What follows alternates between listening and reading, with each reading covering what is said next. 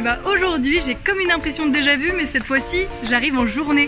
Ah oui, rappelez-vous, avec Paul j'étais venue de nuit pour aller faire la tournée du camion de lait à Reblochon. Et bien aujourd'hui je viens pour la confection des fameux reblochons. Mais avant toute chose, il faut s'équiper. C'est pour l'hygiène, c'est pour éviter d'introduire dans l'usine des contaminants qui viennent de l'extérieur. Un relooking obligatoire. Allons retrouver Thierry le fromager. Et justement, le voilà. Bonjour. Derrière cette porte sont confectionnés près de 10 000 reblochons laitiers par jour. Nous retrouvons le lait cru collecté cette nuit avec Paul. Oh, mince, même pas 2 minutes que je suis arrivée et il y a de la buée partout. Oui, il fait une température à peu près de 26 degrés, mais surtout c'est l'humidité. C'est un hammam. On peut dire ça. On travaille avec 3 cubes, donc là c'est la phase de maturation qui va durer 50 minutes. Mais avant ça, Thierry contrôle la température du lait. Parce que la fabrication de reblochons, ça demande quand même beaucoup de précision et de rigueur. Donc là le lait est réchauffé à 34 degrés 5 et dès le début de la fabrication, j'avais ajouté les ferments lactiques. Alors les ferments lactiques sont composés de bactéries lactiques qui vont acidifier le milieu.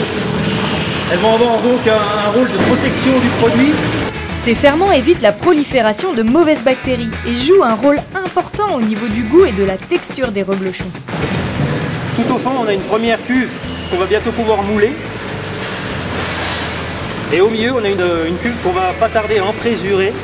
La présure, c'est ça. Voilà, c'est une présure d'origine naturelle. Et ça va permettre la coagulation du lait. C'est-à-dire qu'on va passer d'un état liquide à un état semi-solide, qu'on appelle le gel ou le caillé. 5 minutes après avoir mis ma présure, je mets mes outils qui s'appellent des tranches caillées. Ça, c'est le tranche-cahier. Qui vont me servir tout à l'heure, dans 30 minutes, à découper notre cahier. 50 minutes plus tard. Tiens Marion, je vais te laisser faire le test à la poche. Alors, faut que je fasse quoi? Alors, ouais, voilà, je lève délicatement, oui. Voilà. Regardez-moi ce beau flanc de lait à reblochon. C'est pas mal Marion, on sent qu'il y a du métier. Et ensuite, c'est l'étape du décaillage. On va donc venir découper notre gel pour commencer l'égouttage du fromage. Donc c'est une étape délicate parce que le décaillage doit se conduire de façon progressive pour ne pas briser le grain. ce qui nécessite tout le savoir-faire du fromager. Donc je travaille essentiellement avec mes deux sens, que sont la vue et le toucher. Donc là on va passer au moulage.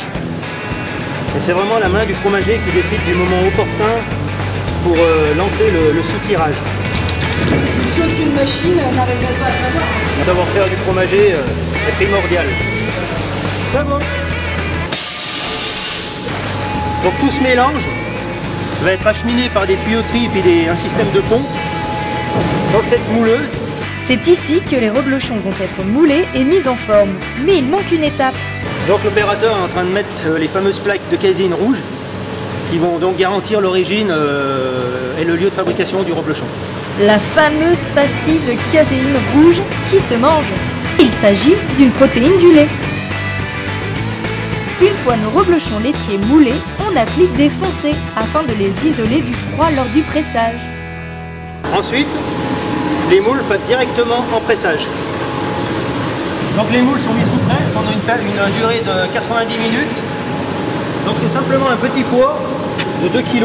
Et donc le pressage, ça va permettre de prolonger l'égouttage. On peut voir là tout le sérum encore qui s'égoutte. Et on va donner vraiment la forme définitive au reblochon. Les grains vont vraiment s'agglomérer entre eux. Et au sortir du pressage, on aura vraiment la forme définitive. Il est maintenant temps de démouler. On enlève les pois et les reblochons passent dans cette machine. Un opérateur les récupère ensuite et ils vont en saumurage. C'est-à-dire que les fromages vont être plongés dans un bain d'eau salée et ils vont y rester pendant 1 heure. Donc ce bain d'eau salée va participer bien sûr au goût du fromage. Le sel, comme tout le monde le sait, aura un rôle protecteur contre certains micro-organismes nuisibles. Et également il va participer à la formation d'une légère croûte.